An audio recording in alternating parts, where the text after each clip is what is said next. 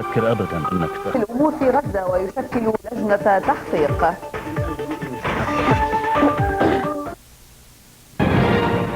لماذا أطلق الكاتب ريشار لابوفيير في كتابه لو غران ريتورنمون بغداد بيروت، لماذا أطلق على سوريا اسم الأمير الذي لا يتزعزع، في إشارة إلى القدرات السورية في مواجهة التطرف في المخيمات الفلسطينية وأخطار الفتنة الدينية؟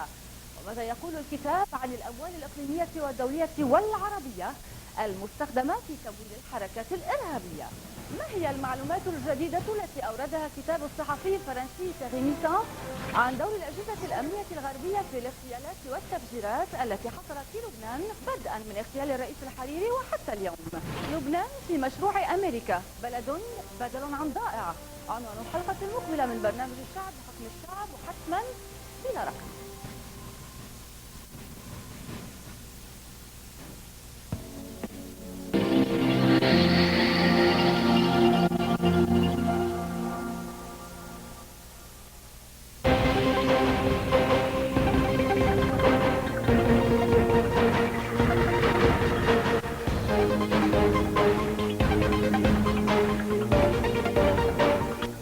والآن بعد أن أهملت القضية الكبرى واختير الاستسلام بدل المواجهة، ممهدا الطريق أمام جيوش غازية في العراق بعد فلسطين، ها هو العجز العربي أمام التهديدات والتحديات.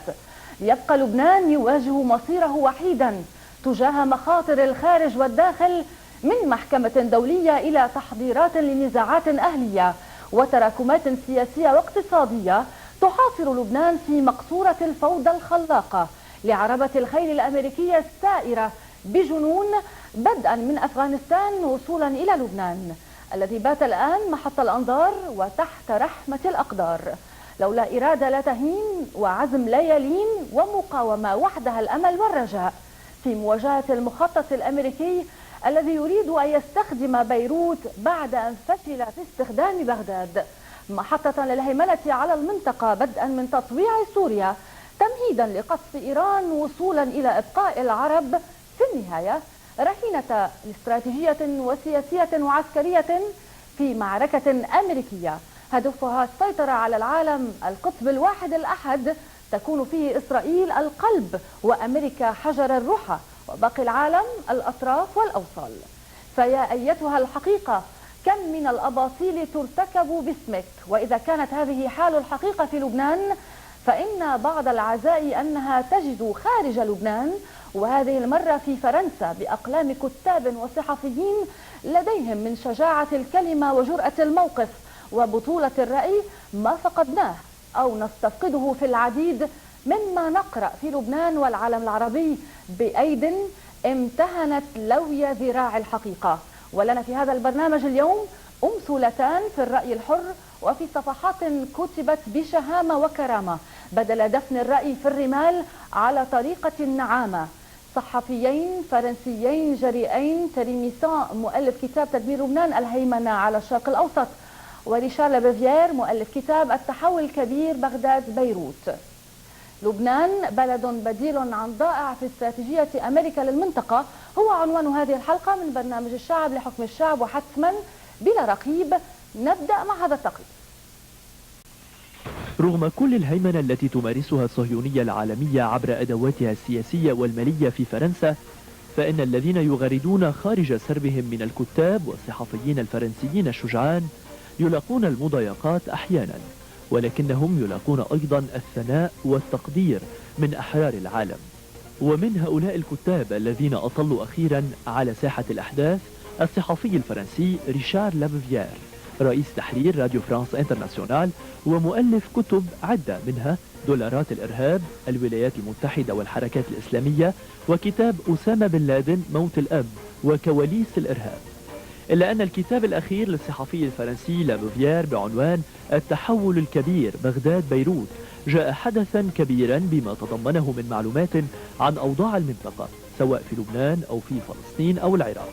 ويستغرب الكاتب كيف أن الرئيس الفرنسي السابق جاك شيراك، وبسبب تمسكه بالتحالف مع الرئيس بوش ومع السياسة الإسرائيلية، لم يسكت فقط عن ممارسات إسرائيل الوحشية في فلسطين، وإنما حتى على عدوان تموز الماضي ضد لبنان الذي طالما تغنت فرنسا بحبها له ودعمها لسيادته واستقلاله.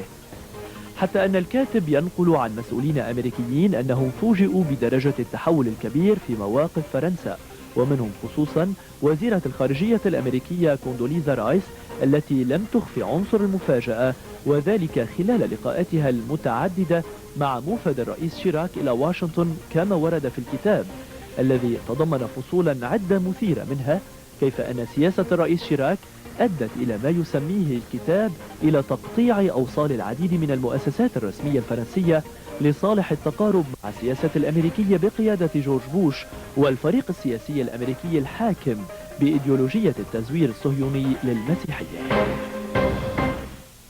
Richard Ladevière, vous êtes le bienvenu. Bonjour à vous. Bonjour. Votre livre, Le Grand Retournement Bagdad-Beyrouth, a eu un grand succès à Paris et au monde entier, malgré que le gouvernement français n'a pas accepté vos propos. Quel genre d'obstacles vous avez eu dans la période que vous avez écrit ce livre? Écoutez, moi comme tout journaliste, je travaille avec des sources ouvertes et en allant sur le terrain, en allant dans le proche et Moyen-Orient depuis plus de 20 ans, il est clair que le constat de ce livre repose sur le fait que Jacques Chirac, le président français à l'époque, a confondu ses intérêts personnels avec les intérêts de la France, à travers son amitié avec l'ex-premier ministre Rafik Hariri. Et il est clair que ce livre mettait en cause cette confusion des genres entre les intérêts privés de Jacques Chirac et les intérêts de mon pays. Donc il est certain qu'on ne m'a pas ouvert les portes et on ne m'a pas facilité les choses. Le constat repose sur le fait que Jacques Chirac a ainsi tiré un trait sur 40 ans de politique arabe de la France à cause de son amitié très étrange, très irrationnelle avec M. Rafik Hariri. Monsieur Ladevière, on va parler de ça plus tard, mais on sait que votre vie a déjà été menacée. Est-ce qu'on peut avoir quel genre de menaces vous avez confronté? Écoutez, les menaces auxquelles on est confronté quotidiennement quand on travaille sur le Proche-Orient, que ce soit à Paris ou à l'étranger, c'est bien évidemment des menaces personnelles liées à des groupes de l'extrême droite israélienne comme le Beta par exemple, ou bien c'est des menaces plus pernicieuses touchant à l'argent, c'est-à-dire des procès, on vous demande des dommages et intérêts. Et puis le troisième type de menace, c'est des menaces professionnelles. Il est bien clair que si vous ne relayez pas l'idéologie dominante américano-israélienne, eh bien on vous change de poste, vous perdez vos responsabilités, et donc on vous crée des difficultés professionnelles si vous voulez. C'est ça, mais avant d'entrer dans les détails de ce livre, les chapitres et les informations bien spéciales dans ce livre, on sait que ce livre est réparti dans plusieurs chapitres, mais après que vous avez annoncé ou bien cité les noms de quelques personnages qui vont aider dans l'écriture de ce livre, vous refusez de dire le nom du conseiller de peut-être Amour Moussa, vous refusez de déclarer des noms qui vont aider, des noms arabes surtout. Est-ce qu'on peut savoir dans ce programme quelques informations sur ce sujet? Écoutez, moi je travaille sur la question israélo-palestinienne et sur le Proche-Orient depuis 30 ans maintenant. Donc il est sûr qu'on se fait des amis et je dirais on a principalement contact avec je dirais trois types de sources. Lesquelles? Des sources diplomatiques, bien sûr, des sources diplomatiques, des sources évidemment policières, on travaille bien évidemment avec les services secrets, les Mohammed de pays arabes et de pays européens, voire aussi des États-Unis. Et je dirais le troisième type de source relève justement des acteurs politiques. Là, pour des raisons évidentes, pour ce livre, je me suis adressé aux trois types de sources et à des hauts fonctionnaires encore en activité. Oui. Raison pour laquelle je ne dévoile pas et je ne cite pas tous les noms des gens qui m'ont aidé à comprendre le processus d'évolution, sinon de changement de la diplomatie française au Proche-Orient entre février 2003 C'est pour ça que votre et la livre, résolution 1559 c'est pour ça que votre livre, on peut le considérer un livre objectif. Objectif, vous savez, l'objectivité dans ce type de journalisme d'investigation, c'est très difficile. Je préfère parler d'honnêteté C'est beaucoup plutôt que d'objectivité. D'accord. Le 29 février 2005, et avant un seul jour que Jamil Sayed ne soit emprisonné, vous l'avez rencontré. Quel était le sujet de votre conversation, votre interview avec Jamil Sayed au Liban? J'ai essayé de comprendre à travers les explications de Jamil Sayed, l'ancien patron de la sûreté générale libanaise, les mécanismes, les fonctionnements qui selon lui avaient pu amener à l'assassinat de Rafik Hariri. Oui.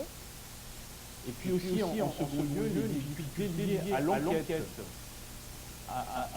et à la gestion de la scène du crime, étant entendu qu'il y a eu beaucoup d'irrationalité, d'erreurs dans l'enclenchement, dans le démarrage de l'enquête. Ces erreurs sont dues à quoi? Mais ce qui était très intéressant, c'est que Jamil Sayed déplorait vraiment, je dirais déjà, le démantèlement, la faiblesse des appareils d'État et l'impartialité des services de sécurité, libanais, étant entendu que lui-même avait déjà déjoué en octobre 2004, c'est-à-dire quelques mois avant l'assassinat de Rafik Hariri, un attentat salafiste contre l'ambassade d'Italie à Beyrouth. Et qu'à l'époque, évidemment, les soutiens sunnites de ces groupes avaient crié à la manipulation en expliquant que Jamil Sayed et ses services avaient voulu politiser cette affaire, alors que les services italiens avaient bel et bien remercié les services de Jamil Sayed de son efficacité pour avoir véritablement déjoué cet attentat contre l'ambassade d'Italie à Beyrouth. Durant votre Ce qui signifie que la menace salafiste a été prégnée depuis des années, depuis les affrontements de Dénié en décembre 1999 entre l'armée libanaise déjà et les groupes salafistes.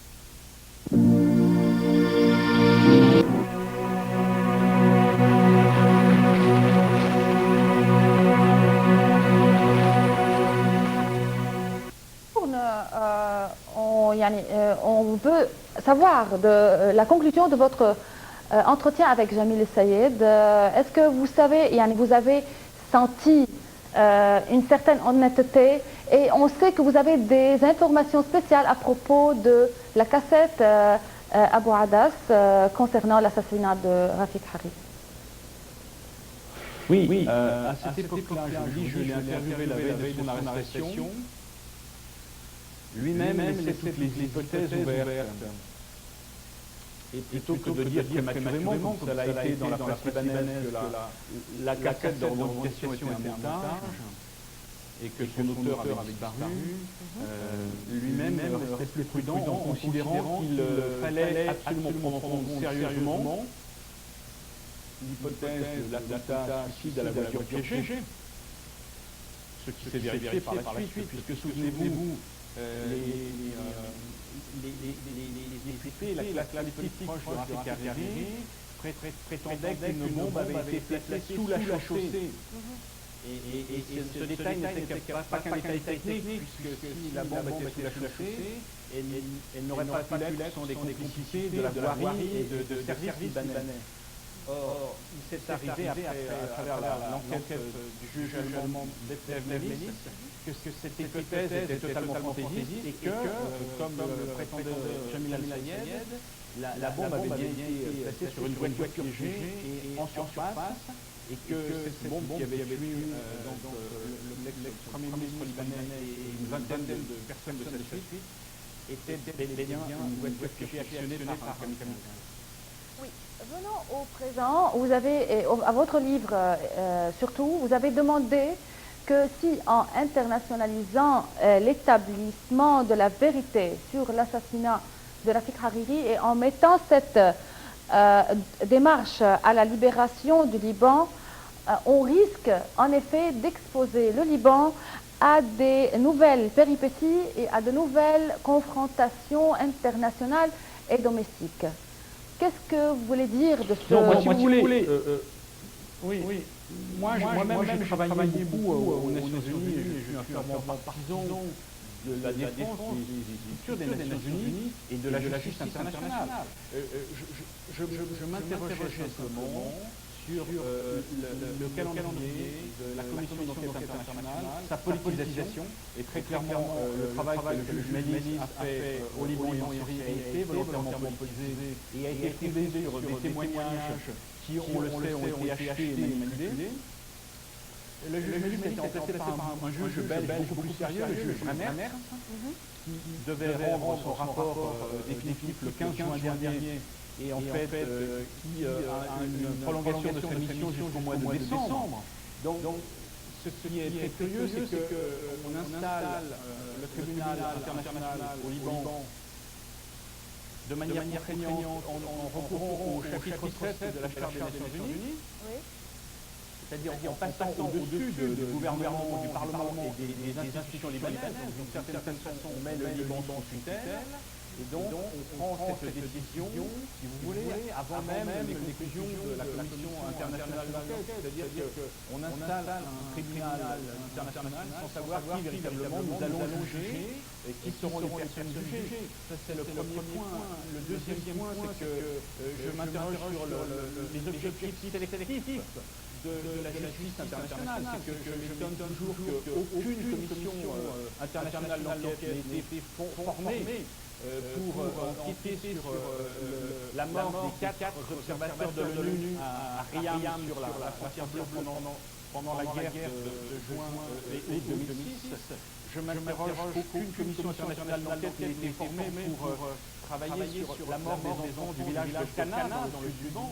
Et bien sûr, je m'interroge pourquoi il n'y a pas de tribunal pénal international pour ces enfants de Cana sur l'usage de bombes à fragmentation, sur l'usage d'armes de guerre prohibées par les conventions de Genève. Donc le problème politique que pose l'installation de ce tribunal essentiellement centré sur M. Hariri et les autres attentats qui ont eu au Liban, dont il faut connaître les responsables et les militaires, mais c'est que la justice internationale soit très sélective, si vous voulez, et que moi-même, personnellement, j'aime tellement la justice internationale, j'aimerais son champ s'étende à d'autres questions, comme, je le rappelle, les enfants de Cana et les victimes de la guerre israélo-libanaise de juillet-août 2006. Richard Labeuvière, les intérêts de la France au Proche-Orient. Après ce reportage, on continue, restez avec nous.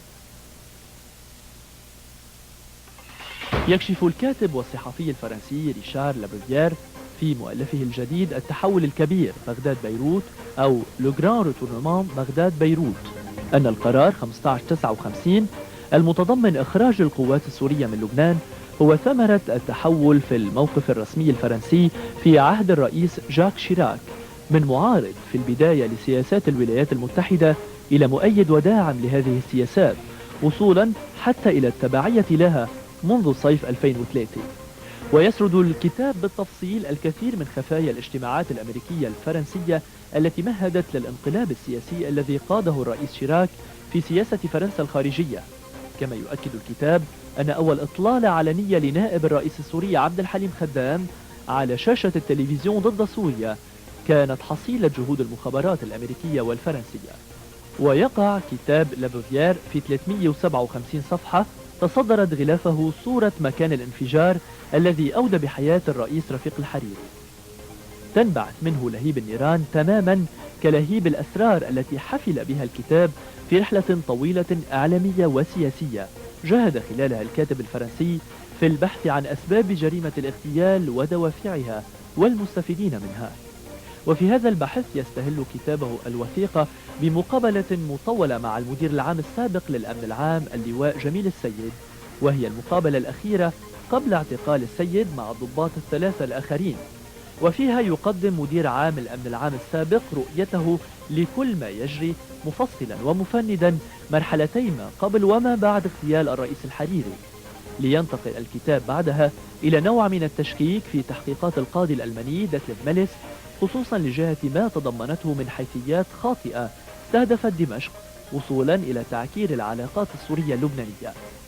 ومن الملفت في الكتاب أيضا نوع من محاكمة عهد الرئيس جاك شيراك والفريق الثلاثي الذي عمل إلى جانب سيد الإليزيه، والذي ضم إضافة إلى مستشار الرئيس شيراك وسفير فرنسا في واشنطن سفير فرنسا في لبنان برنار إنجل. ويختصر الكتاب سياسة الرئيس شيراك في الشرق الأوسط بأنها ضحت ب40 عاما من الدبلوماسية الفرنسية لأسباب شخصية، من بينها طمع الرئيس الفرنسي السابق في الحصول على دعم مالي لحملاته الانتخابية، بدءا من معركة رئاسة بلدية باريس وصولا إلى رئاسة الجمهورية.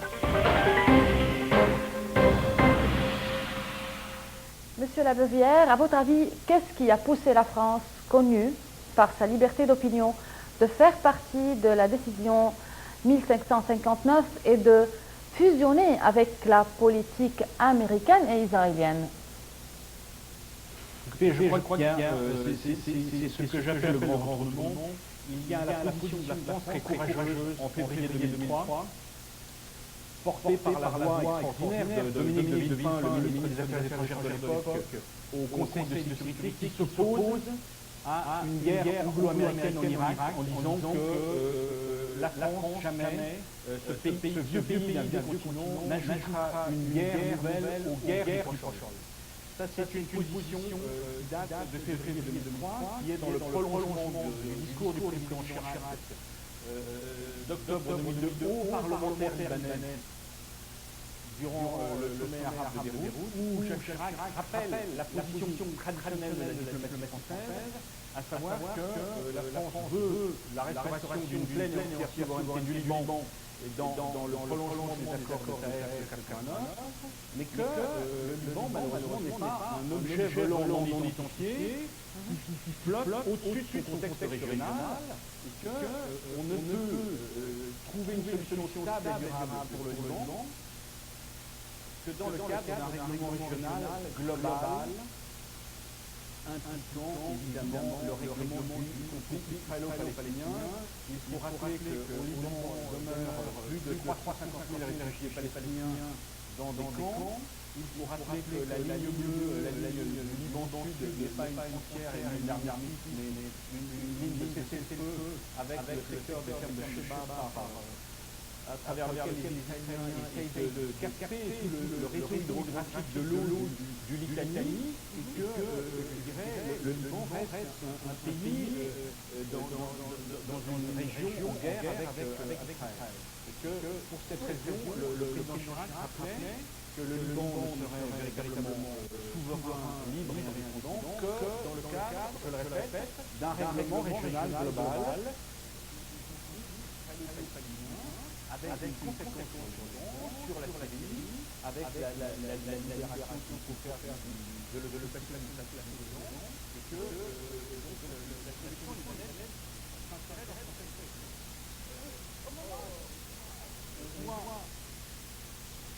La France a toujours refusé d'ajouter le Hezbollah dans la catégorie des organisations ou dans la liste des terroristes. Pourquoi Chirac a toujours insisté d'enlever les armes de Hezbollah, à votre avis? Alors justement, après cette politique traditionnelle de la France, il était très étonnant de voir, effectivement, durant l'été 2004 juillet-août, la France collaborer avec les États-Unis et finalement adopter l'agenda américano-israélien sur la région, sur le Liban à travers le texte de la résolution 1559 qui sera adoptée en septembre 2004 et qui demande deux choses. Le retrait de l'armée syrienne du Liban, ça c'est une chose.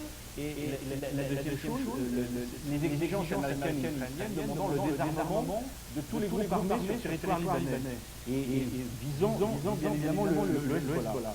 C'est pourquoi, à l'époque, l'ambassadeur de France à Beyrouth, Bernard Arnault, disait cette deuxième exigence n'est pas notre priorité française, mais interviendra le moment venu dans un cadre libano-libanais parce que la diplomatie française a toujours considéré que le Hezbollah était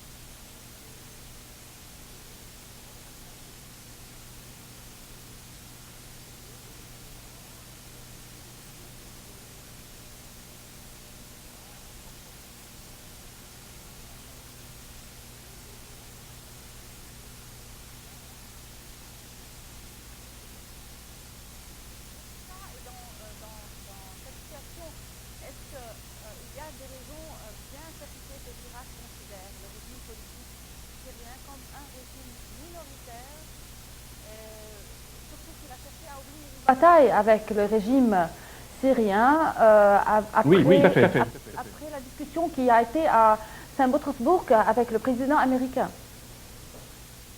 Oui, en réalité, le processus de la 1559 va véritablement démarrer de juin 2004, lorsque Jacques Chirac et le président Bush se retrouvent sur les plages de Normandie pour la commémoration du débarquement allié du 6 juin 1944. Et ce processus de la 1559 va durer de juin 2004 à septembre 2004, à l'adoption de la résolution Conseil de sécurité, avec une rupture entre Paris et Damas qui va intervenir fin juillet, début août 2004, principalement des émissions en raison de l'amitié très irrationnelle que Jacques Chirac nourrit avec Rafik Hariri et que Rafik Hariri nourrit pour Jacques Chirac. Et comme dit un de mes amis libanais, Jacques Chirac ne connaît pas le monde arabe, il connaît des milliardaires arabes, ce qui n'est pas la même chose. Et encore une fois, je pense qu'à travers cette amitié entre Chirac et Rafik Hariri, l'ancien président français a confondu les intérêts de la France importants au Proche et Moyen-Orient, avec ses propres intérêts personnels, et que dès l'instant où Rafik Hariri était en confrontation permanente avec le président libanais René Lahoud, eh bien, Jacques Chirac a choisi de manière affective, irrationnelle et personnelle le point de vue de Rafik Hariri envers et contre toute, je dirais, la mémoire et la tradition de la diplomatie française dans cette région.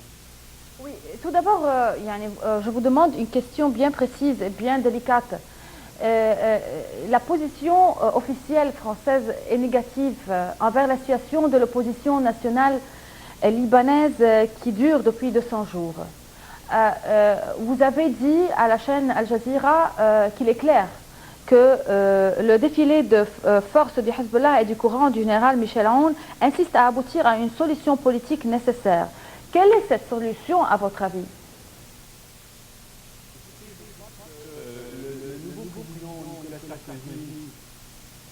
En nommant l'ambassadeur Jean-Claude Tron comme envoyé spécial dans la région pour essayer de réunir une conférence interlibanaise cet été à Paris, eh bien, je crois que cette décision est un premier signe, je dirais, de déchiracisation de ce dossier. Je crois que Jean-Claude Tron s'est rendu au Liban pour rencontrer toutes les factions libanaises et que il a eu beaucoup de pression à l'étranger. Le roi Abdallah a rencontré aussi le président français la dernière, jeudi plus exactement. Et donc, s'il est trop tôt, il semble-t-il, de parler d'une nouvelle politique française, en tout cas à ce stade, à travers la mission Couserans, nous sommes déjà dans un premier pas de déchiracalisation de dossiers lanno-syriens.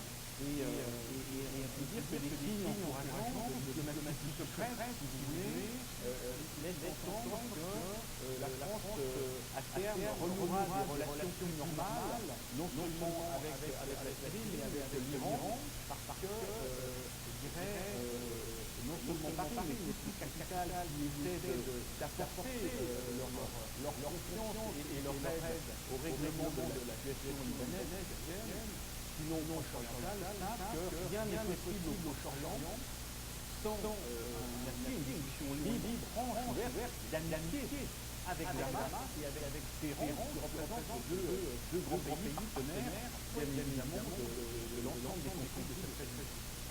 Une question très importante. Pourquoi, depuis quelques heures de temps, ou bien quelques jours, la mission de la Ligue arabe n'a pas réussi d'avoir une entente entre les différents dirigeants libanais? Certaines personnes ont lancé l'idée d'une conférence territoriale pour régler tous les conflits de la région. Vous avez indiqué dans votre livre, en mois d'avril, que le rassemblement du 14 mars a besoin de la transparence à l'époque suivante, la guerre israélienne de juillet 2006. Et vous avez allié en plus Hezbollah, non pas seulement au Liban, mais dans le monde arabe. Et aujourd'hui, après le recrutement de l'opposition, on remarque l'éloignement du peuple libanais du choix de la guerre qui a été déjà une crise territoriale.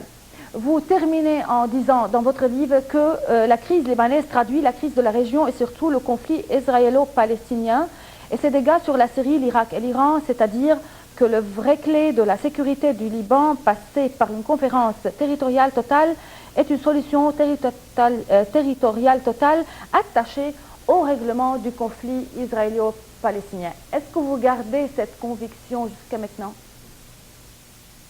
Oui, si vous voulez, il faut apporter quelques précisions, puisque les initiatives diplomatiques, vous l'avez rappelé en parlant de la Ligue arabe, on a parlé de la mission Couserans avance, et les choses s'accélèrent un peu. D'abord, 3 remarques. Les causes de la guerre de l'été 2006. Les historiens diront que cette guerre n'a pas été déclenchée par une simple prise de prisonniers israéliens sur la ligne bleue par là, mais que cette guerre avait été préparée des mois et des mois auparavant à Washington avec l'armée israélienne, visant à tester des scénarios de guerre aérienne qui serviraient de laboratoire pour peut-être une opération militaire contre la Syrie ou contre l'Iran. Donc, sur les causes de cette guerre, je pense qu'il faut regarder très en amont de l'accrochage frontalier entre le Hezbollah et l'armée israélienne du 11 juillet 2006. La deuxième remarque, c'est que, si vous voulez, le problème libanais aujourd'hui est effectivement non seulement un problème régional, mais c'est un problème global où sont en présence les théories et les doctrines de gestion des conflits.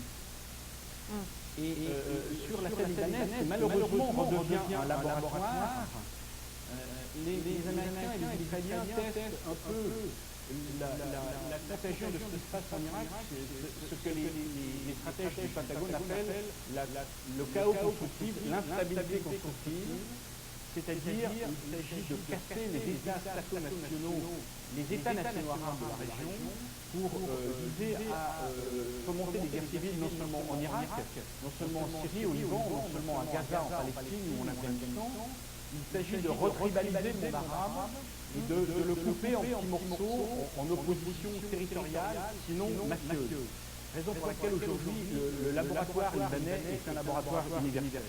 La troisième remarque concerne effectivement toujours l'exigence d'une solution régionale globale et d'une conférence régionale globale, comme le président Chirac l'appelait de ses vœux lors de son discours au Parlement libanais en octobre 2002.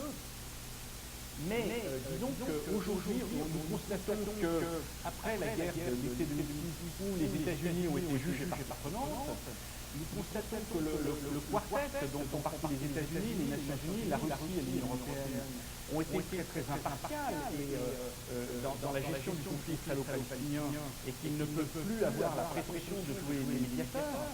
Donc aujourd'hui, la solution globale est en manque, est en déficit d'un vrai leadership ou de vrais médiateurs, puisque ni les États-Unis, ni l'Union européenne, qui reste trop faible politiquement, ne peuvent jouer le rôle de médiateur. Raison pour laquelle nous avons eu connaissance de cette initiative française intéressante, lancée par le nouveau président Sarkozy sur le Proche et Moyen-Orient, qui est une initiative qui n'est pas une initiative globale, qui est une initiative beaucoup moins ambitieuse. La France est une puissance moyenne qui ne prétend pas se substituer au quartet et résoudre tous les problèmes de la région.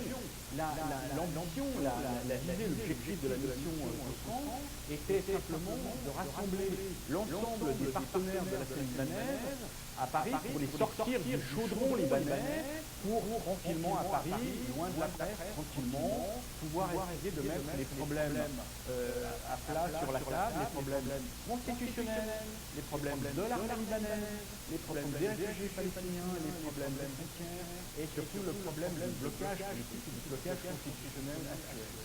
Monsieur Labeuvière, enfin, est-ce que vous considérez que ces problèmes vont être résolus prochainement ou bien c'est une guerre nouvelle libanaise qui va être établie? Écoutez, j'ai espoir pour tous mes amis libanais que ce pays qui est cher à notre cœur ne rebascule pas dans un cataclysme tel qu'on a pu le connaître de 75 aux années 90 et que la société civile qui garde la mémoire de tous ces disparus et des luttes fratricides, je dirais, sera raison garder pour éviter un cataclysme. Mais je ne suis pas non plus pour autant très optimiste sur un règlement politique à court terme qui passe fondamentalement par la nomination d'un nouveau gouvernement d'union nationale. Ce gouvernement d'union nationale permettrait de préparer les élections présidentielles de septembre prochain dans un bon climat. Mais ce qui est certain, c'est qu'on voit aujourd'hui au Liban, messieurs Jaja, messieurs Joumblat et ce que Georges Corm appelle les fromagistes, en fait les chefs féodaux du 14 mars, vouloir torpiller l'initiative française et la vider de son contenu. On voit les Américains et l'ambassadeur Feldman à Beyrouth qui tire les ficelles derrière le gouvernement Signorat, essayer d'empêcher la tenue de cette conférence. Donc je crois que beaucoup de protagonistes essaient à Beyrouth et ailleurs de tuer cette initiative, ce qui serait bien évidemment un très mauvais signe, puisque à ce moment-là, l'été, non seulement l'été libanais sera très difficile, et si vous voulez, l'approche des élections de septembre serait encore plus difficile dans un Liban où la mécanique des milices et de la mobilisation des milices est toujours très présente dans ce contexte de blocage politique dont nous devons absolument sortir et pour laquelle, je le rappelle, la mission française était lancée pour essayer d'engager nos amis libanais à trouver, à travers la discussion à Paris, une solution qui permette de dépasser ce moment extrêmement difficile, non seulement pour le Liban, mais pour l'ensemble du Proche-Orient. Regardez ce qui s'est passé à Gaza. Par cette conclusion, on termine la conversation avec Richard Labeuvière, écrivain du livre Le Grand Retournement Bagdad-Beyrouth. Je vous remercie, Monsieur Labeuvière. Merci à vous. Pour la pub et puis on aura une discussion avec Thierry Nissan après la pub. Restez avec nous.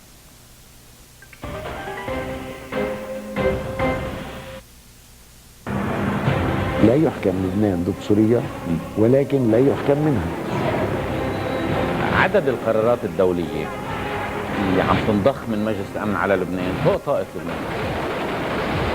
مين ورط الجيش اللبناني ومين اللي كان عماله يرعى هذه المجموعات؟ ما في أمن بلبنان في ظل التشنج السياسي ولو حطيت فيه 50,000 عسكري.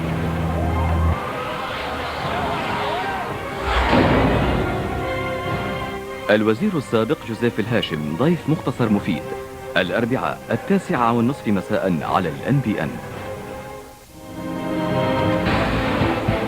هل سيحقق مشروع أنتر كامبوس الإيطالي أحلام المواهب الواعدة في لبنان؟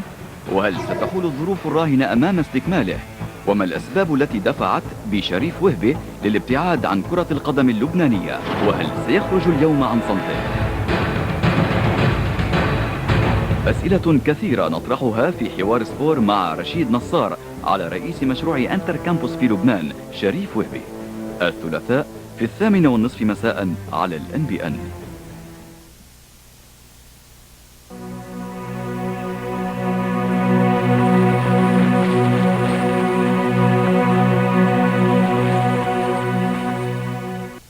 نادرا ما لاقى كتاب الشهرة التي نالها كتاب الصحفي الفرنسي تيري ميسان بعنوان الخدعة الرهيبة عن أحداث 11 سبتمبر في الولايات المتحدة. فالكتاب الذي يؤكد بالوثائق تواطؤ مسؤولين في الجهاز العسكري الصناعي الأمريكي في تفجيرات 11 أيلول سبتمبر ترجم إلى 26 لغة، ما زاد من شهرة الصحفي الفرنسي في بلاده وفي البلاد العربية والعالم، ما عزز ثقة إضافية بمستوى الكاتب الذي وبعد دراسات مطولة في العلوم السياسية ترأس شبكة فولتير الدولية التي تضم نخبة من المفكرين في العالم وعددا كبيرا من الصحف ووكالات الأنباء المستقلة الرأي في أوروبا وأمريكا اللاتينية والعالم العربي، وهي الشبكة التي تتمتع بموقع إعلامي مميز في 8 لغات على شبكة الإنترنت، وتعتبر مرجعا لدى العديد من رجال السياسة والفكر والإعلام في العالم. وأهمية كتاب ميسان الخدعة الرهيبة عن أحداث 11 سبتمبر أيلول أنه يكشف بالتفاصيل كيف أن مبنى وزارة الدفاع الأمريكية البنتاغون استهدف بصاروخ محكم محلي وليس بطائرة ركاب مخطوفة كما جاء في روايات البيت الأبيض، ما جعل ميسان شخصا غير مرغوب فيه في الولايات المتحدة التي صدر فيها كتيب على الحكومة الأمريكية وصف ميسان وجمعيته شبكة فولتير بأنها مصدر التشويه الإعلامي لصورة أمريكا في العالم، وهذا رغم أن مئات الكتب من مختلف اللغات صدرت تأييدا على طروحات ميسان التي استندت بشكل كامل على وثائق البيت الأبيض ووزارة الدفاع الأمريكية وتصريحات القادة المدنيين والعسكريين في الولايات المتحدة. عززت وجهة نظر الصحفي الفرنسي الذي ساهم أيضا في إنعاش جمعيات الدفاع عن حقوق الإنسان، وذلك عبر كتاباته الجريئة المناهضة لسياسة اليمين المتطرف في فرنسا وخصوصا اليمين العنصري، بما أدى إلى تحقيقات برلمانية مثيرة. ويعتبر كتاب تيري ميسان تدمير لبنان الذي ترجم إلى العربية ولغات عدة مصدرا مهما في الكشف عن مخططات اغتيال الرئيس الحريري ودور المحقق الدولي ميليس وأفراد سوريين ولبنانيين ناشطين في الولايات المتحدة لمصلحة السياسات الغربية الإسرائيلية، وهي مخططات كشف تيري ميسان عن التحضيرات لها طوال سنوات سبقت العدوان الإسرائيلي الأخير على لبنان في تموز يوليو 2006. Thierry Missan de Paris nous rejoint. Qu'est-ce que vous pouvez nous parler de votre livre L'ineffroyable imposture 2 et le boycott français sur ce livre? Bonjour Maria. Bien, bonjour. Effectivement, ici en France, ce livre est en train de rencontrer un vif succès dans le public, mais aucun journal, aucune radio, aucune télévision n'en a parlé. C'est un boycott général. Même les journaux que nous avons sollicités pour passer des publicités à un tarif payant ont refusé de passer ces publicités, ne voulant jamais mentionner ce livre d'aucune manière, probablement parce que il contient des choses qui mettent très mal à l'aise mes confrères. D'accord, mais d'abord, ce livre fut ému quelques jours pour une certaine remarque avant la visite de l'opposant syrien Farid El-Ghadri au Knesset et a revendiqué qu'Israël ne conclut pas une conversation de paix avec la Syrie. Pourquoi dans ce livre vous avez des informations très dangereuses et vous alertez contre cet homme surtout? Pardon, j'alerte contre qui? Je n'ai pas entendu le début de la question. Farid El-Ghadri, l'opposant syrien, a visité le Knesset. D'accord. Absolument. Écoutez, dans le dispositif qui est mis en place par les États-Unis, il était prévu d'avoir déjà des gouvernements de remplacement, aussi bien pour le Liban que pour la Syrie, qui auraient été installés par les GI à l'issue d'une grande guerre régionale. Donc M. Ghadri a été prévu pour diriger la Syrie une fois les autorités syriennes renversées par les troupes des États-Unis ou d'Israël. Je note que ce monsieur est aujourd'hui devenu extrêmement proche de George Bush. Il y a quelques jours encore, il participait à une conférence à Prague en présence de monsieur Bush, où il était question de la manière de renverser plusieurs régimes au Proche-Orient. Quand j'emploie le terme régime, évidemment, je ne fais que citer les propos de ces intervenants, je ne prends pas ce mot à mon compte. Oui. Il s'agissait pour eux de renverser toutes les autorités qui font obstacle à l'hégémonie des États-Unis. Lorsque vous avez affirmé que le 7 février 2005, c'est le dernier jour de chantage opéré contre la Syrie pour la faire se retirer du Liban, quel lien vous trouvez avec l'attentat du 14 février, l'assassination?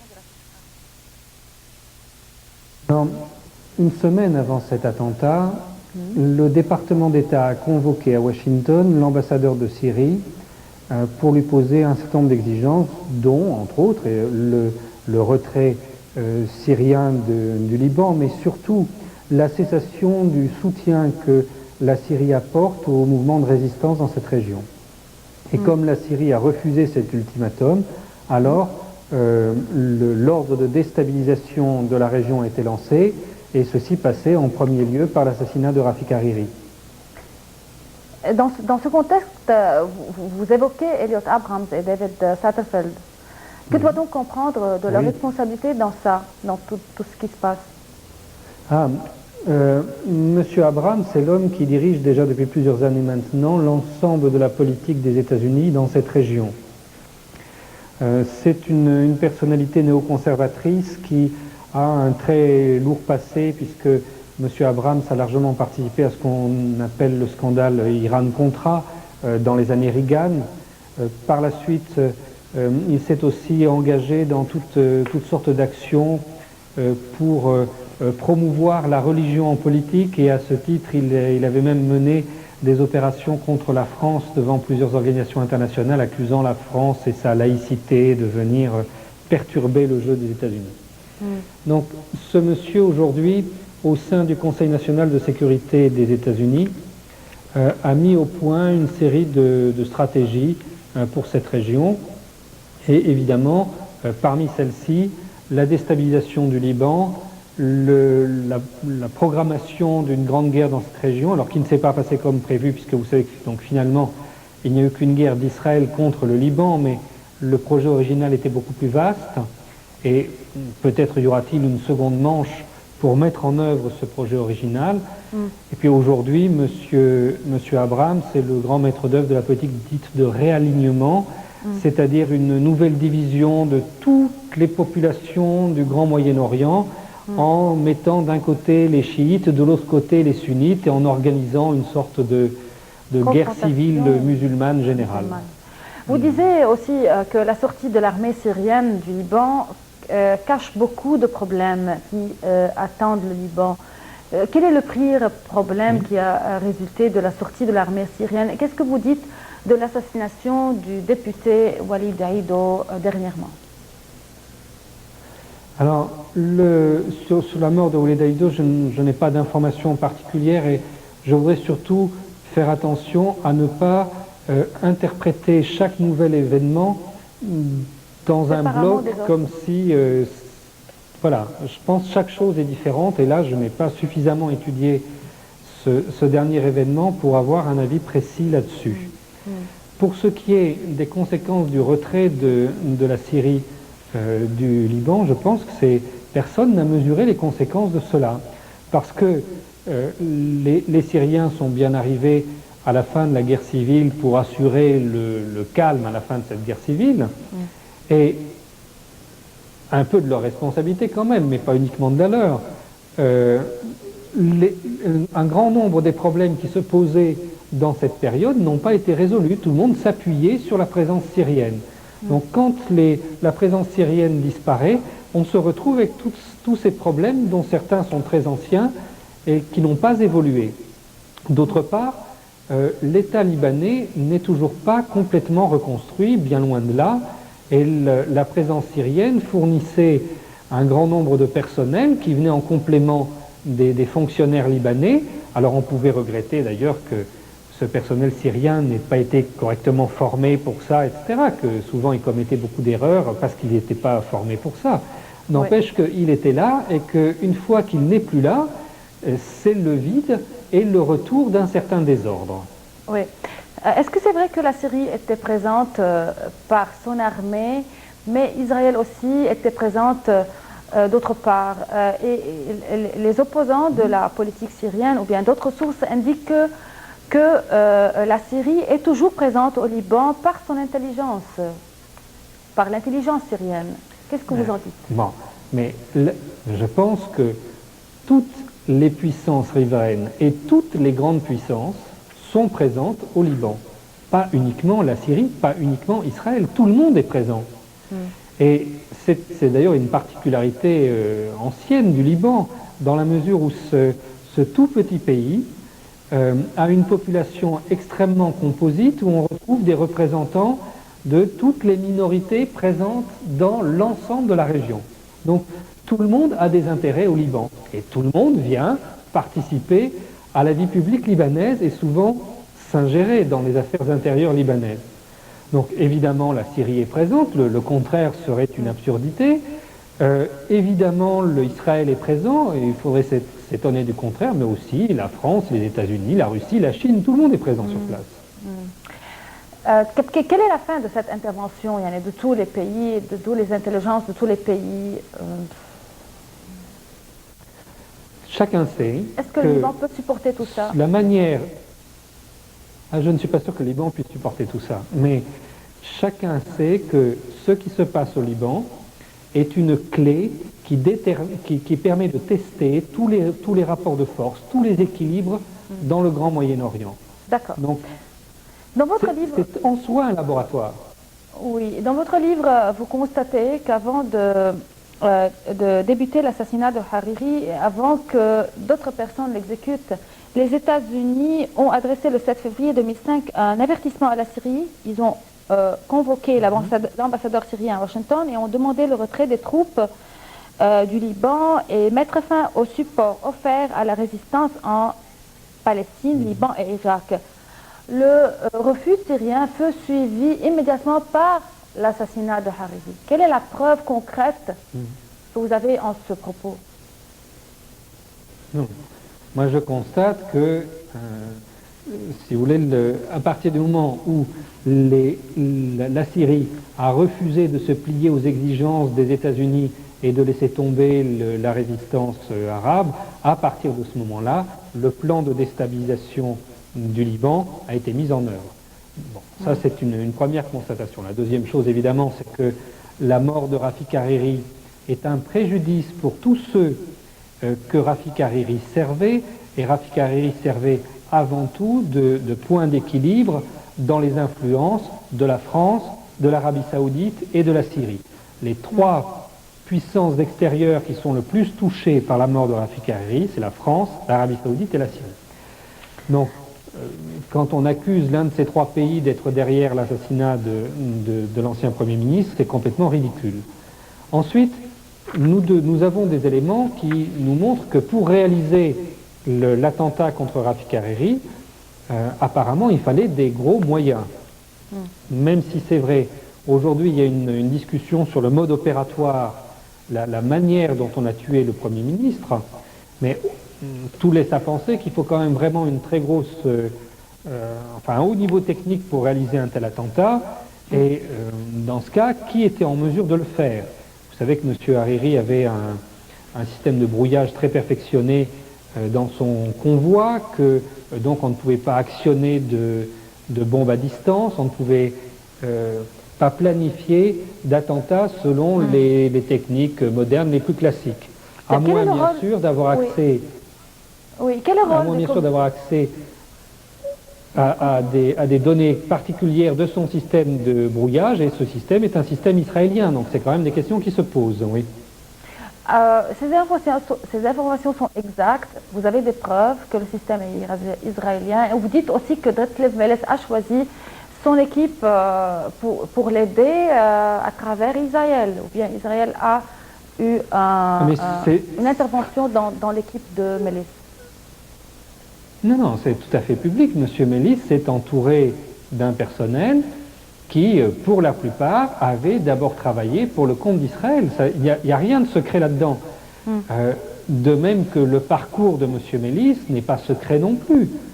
Monsieur Melis, c'est quelqu'un qui a, dans sa carrière en Allemagne, été considéré comme un relais des États-Unis à l'intérieur de la justice allemande. Il était procureur en Allemagne, vous savez qu'il a instruit l'affaire de l'attentat contre la discothèque Label à Berlin, et qu'il a donné un certain crédit à une version aujourd'hui totalement démentie, qui était que c'était la Libye qui avait organisé cet attentat. Et c'était très important pour M. Melis de raconter ces âneries, parce que à ce moment-là, le président Reagan avait bombardé la Libye, si vous vous souvenez, et il y a d'ailleurs, c'est très intéressant à constater, un quart d'heure entre la déclaration de M. Melis disant, voilà, nous sommes sûrs que c'est la Libye qui a commis cet attentat, et le discours du président des États-Unis annonçant le bombardement. Donc M. Melis a toujours été très lié aux États-Unis, et pas seulement dans cette affaire, on peut en lever plein d'autres. Que Melis a gagné 80 000 $ par an des organisations de recherche américaines, et vous dites que le Mossad a eu des informations concernant l'assassinat de Rafik Hariri, et aussi le Mossad a planifié ces derniers assassinats au Liban. Est-ce qu'il y a des preuves sur Non, je ne dis pas... Pardon, je n'ai pas dit que le Mossad avait planifié l'assassinat de Rafik Hariri au Liban, parce que ça, je n'ai pas de preuves pour vous le dire. Par contre, ce que l'on peut dire avec certitude, c'est, donc à l'instant, vous me parliez de la mission d'assistance de M. Melis. Donc, il avait un personnel israélien, il s'est appuyé sur du renseignement israélien, il le dit lui-même dans son rapport.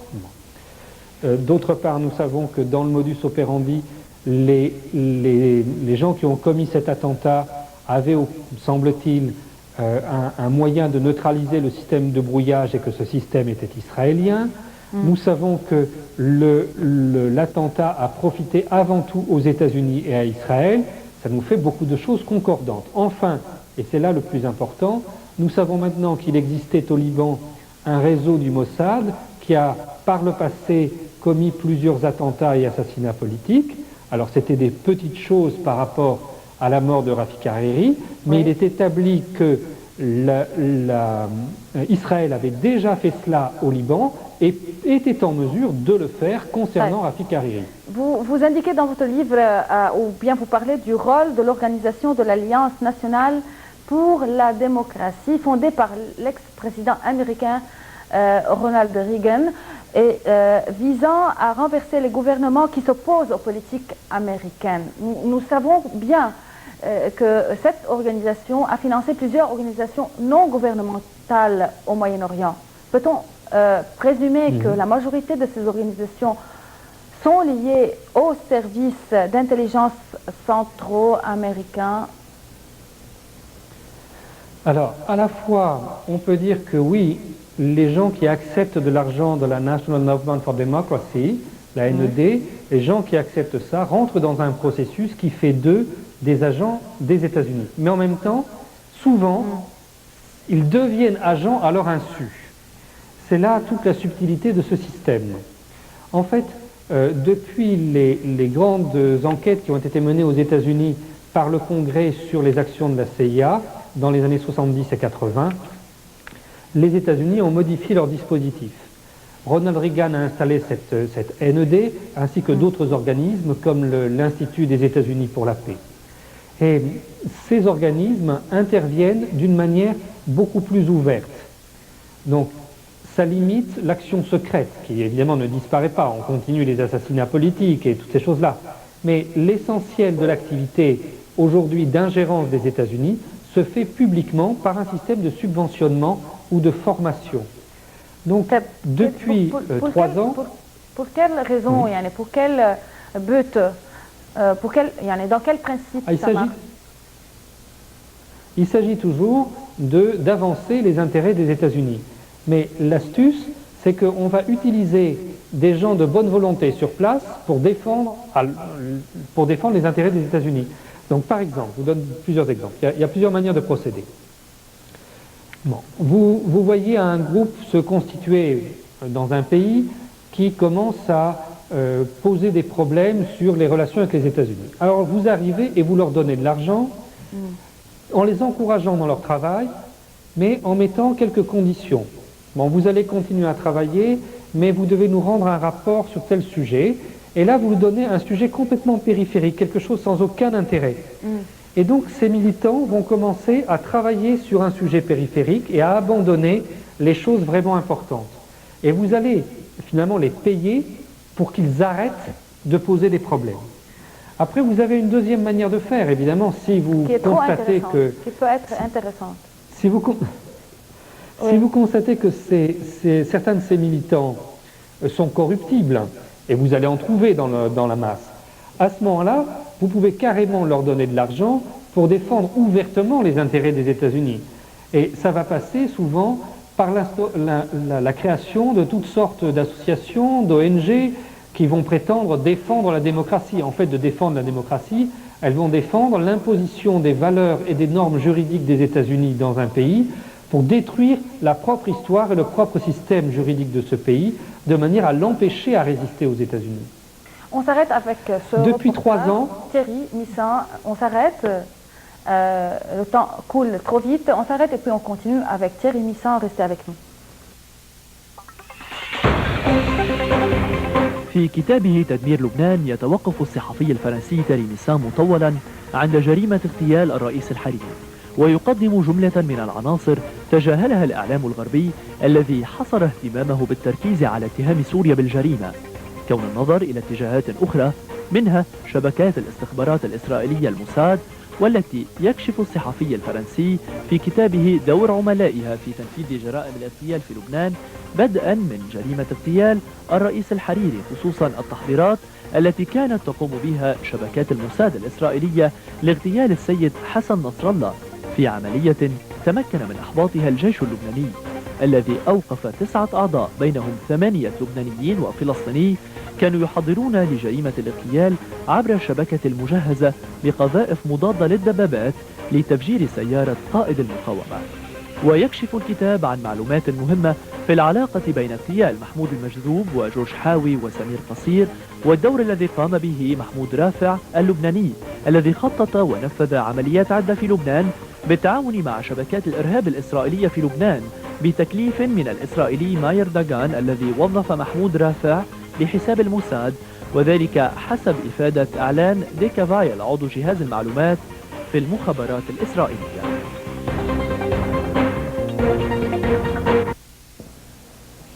Dans votre livre, L'ineffroyable imposture de Thierry Missan, vous avez exposé d'intéressantes informations que lors des premiers jours après l'assassinat Rafik Hariri, l'Égypte a intervenu auprès de l'administration américaine par l'intermédiaire des diplomates et militaires égyptiens afin de ne pas accuser la Syrie en public ou bien sur les masses médias. Qu'est-ce que vous en dites de plus sur ce sujet?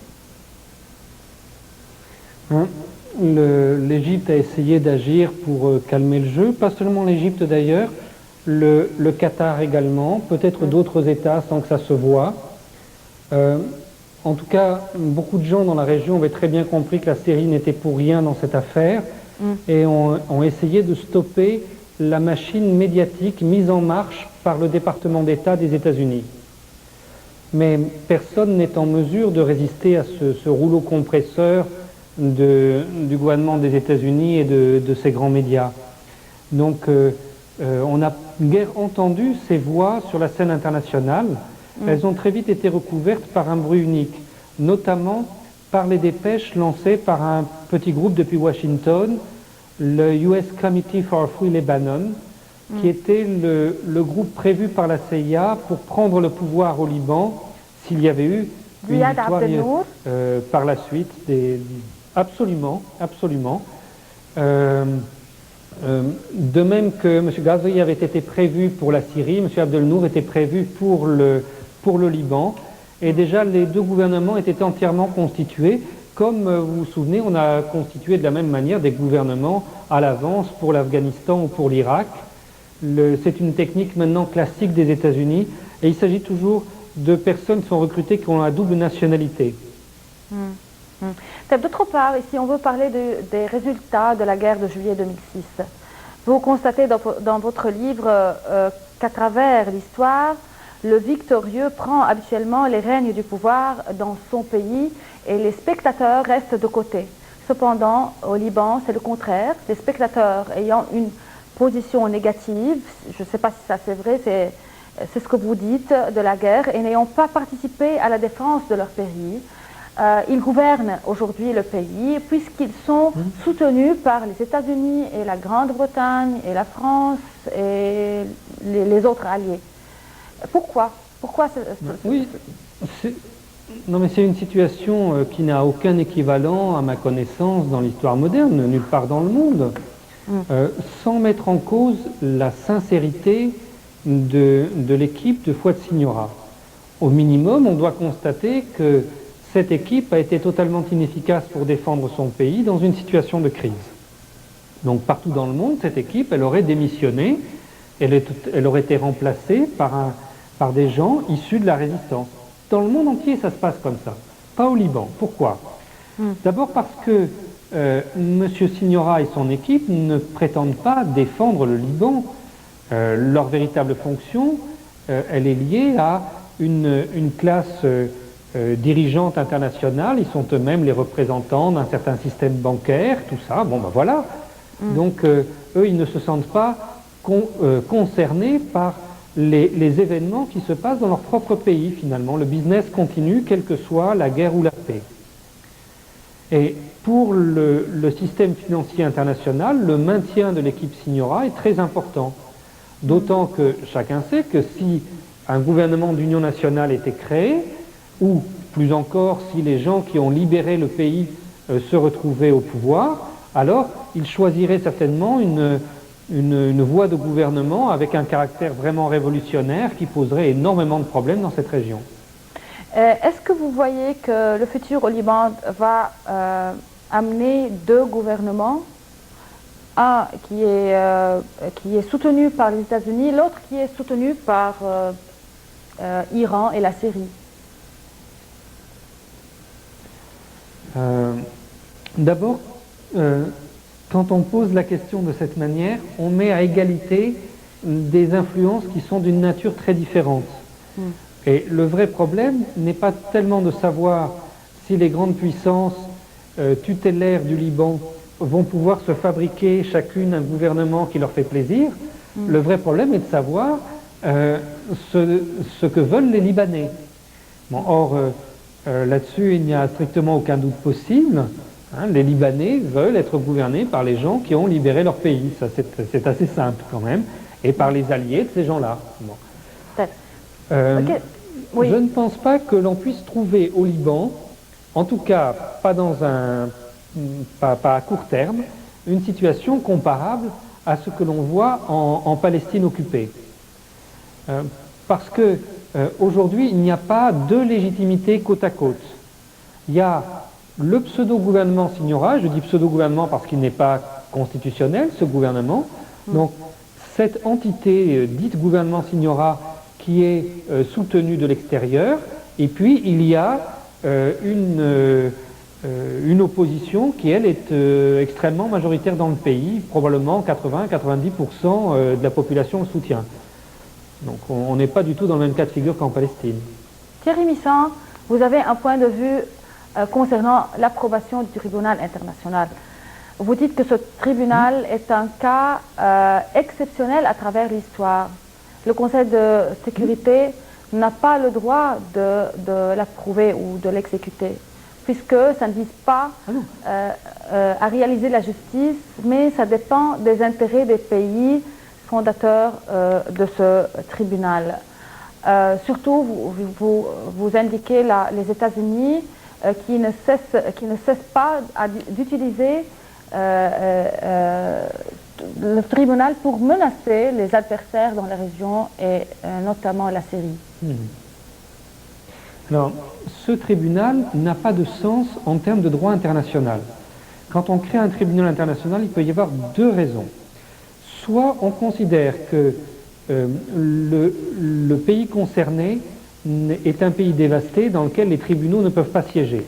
Mais ce n'est pas du tout le cas du Liban, hein. Le Liban a des tribunaux qui fonctionnent. Soit on considère qu'on va juger des crimes internationaux, c'est-à-dire qu'on va juger les conséquences d'une guerre. Donc, si un tribunal international est constitué à propos du Liban, en droit international, il serait compétent pour juger des crimes de guerre commis par Israël lors de sa dernière agression. Mais il n'aurait aucune compétence pour juger des attentats et des crimes politiques commis à l'intérieur du Liban. Ça, c'est une affaire libanaise, même si il y a une main étrangère qui intervient là-dessus. C'est un problème de droit pénal libanais, ce n'est pas un problème de droit international. Je remarque que le tribunal en question n'a pas de cohérence intérieure et que le 5 des États membres du Conseil de sécurité ont refusé de voter en faveur de ce tribunal en disant eux-mêmes qu'ils n'avaient pas besoin d'opposer de veto parce qu'il n'y a pas de cohérence juridique interne du document et que la création du tribunal d'après la résolution du Conseil de sécurité est elle-même dépendante de l'approbation d'un traité entre le Liban et l'ONU, traité qui, d'après la constitution libanaise, doit être approuvé à la fois par le président de la République, par le gouvernement et par le Parlement. Or, le Parlement ne s'est pas réuni à ce sujet, le gouvernement n'est plus constitutionnel et le président a refusé de signer ce traité. Donc, normalement, si ce tribunal est mis en œuvre, il sera mis en œuvre en dehors du droit international et en violation de la constitution du Liban. Ce tribunal, au demeurant, n'est pas fait pour connaître la vérité ni pour établir la justice. On ne se prend pas comme ça quand on veut la justice. Et il est fait pour une raison toute simple et que l'on voit dans le texte de la résolution de l'ONU, puisque cette résolution dans les considérants est placée sous les auspices du chapitre 7 de la charte de l'ONU, c'est-à-dire la possibilité d'intervention militaire, du recours à la force. En d'autres termes, on sait que ce tribunal n'est pas constitutionnel d'un point de vue libanais. Il n'est pas conforme au droit international. Il va quand même être mis en place sur des fonds des États-Unis, de la France, de la Grande-Bretagne et de quelques autres, mais non pas sur des fonds de l'ONU. C'est des fonds volontaires de contributeurs à l'intérieur de l'ONU. Il sera donc refusé nécessairement par le Liban et il deviendra alors un casus belli, une occasion de faire une guerre. C'est pour ça qu'il y a la référence au chapitre 7 de la charte de l'ONU, référence qui n'existe dans aucun document créant des tribunaux pénaux internationaux. Jamais ça n'est arrivé. Ça a uniquement ce but. Oui. Vous avez publié dans votre livre des cartes du nouveau Moyen-Orient. Quelle est la source de cette carte? Et est-ce que vous voulez dire que le Liban va être divisé entre un État maronite et un État druze? Et enfin, est-ce que vous dites que les États-Unis vont aboutir ou parviendront à réaliser leur plan dans le Moyen-Orient dans une minute, s'il vous plaît? Les États-Unis ont un plan de dissection de la totalité des grands États et même des petits dans cette zone pétrolière du Grand Moyen-Orient. Concernant le Liban, ils ont prévu de longue date de créer un petit État maronite, un petit État druze et de disperser quelques miettes alentour. Le même traitement est déjà appliqué en Irak, où nous voyons que la zone kurde a pris sa totale autonomie et qu'on est en train de séparer la zone sunnite et la zone chiite.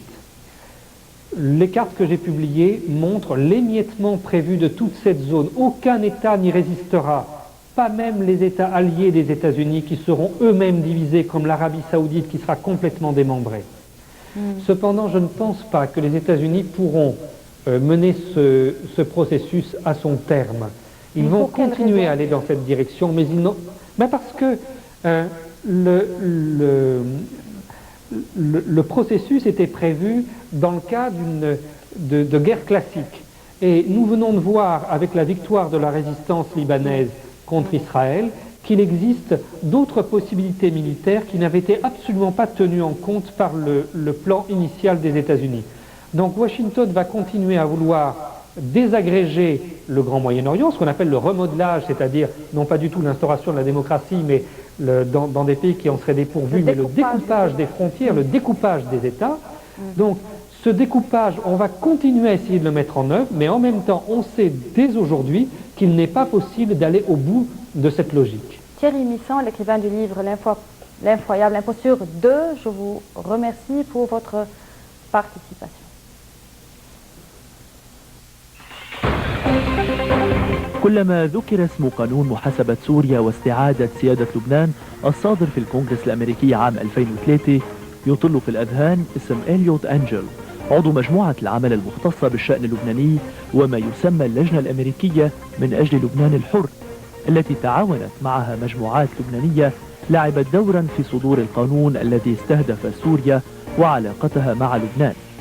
ويتضمن القانون الذي أرادت منه الولايات المتحدة سلاحا ضد دمشق والضغط عليها لمنعها من إفشال المخططات الأمريكية في المنطقة، وفرض عقوبات على سوريا إذا لم تلبي متطلبات أمريكية معينة حددها القانون.